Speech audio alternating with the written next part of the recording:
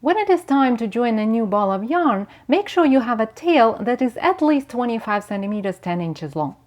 Then insert the tip of the right needle into the first stitch on the left needle. If it is a purl, go from right to left. If it is a knit, go from left to right, as usual. Then take the yarn from a new ball, fold it, leaving a small tail, and place this fold on the tip of the right needle so that the tail is underneath the needle and the working yarn is at the top of the tip of the needle. Then pull this wrap through the stitch, knitting or purling it, and slip the stitch off the left needle.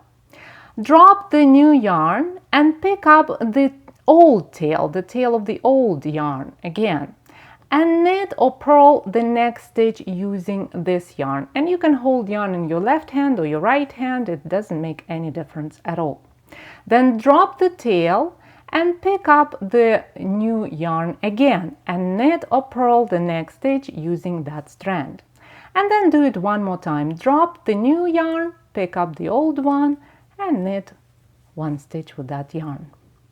Then drop the old yarn, pick up the new one, and continue to work on your project using yarn from the new ball.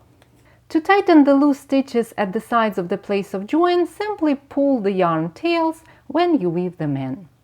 When both yarns are in the same color, this join is absolutely invisible on the right side of the fabric.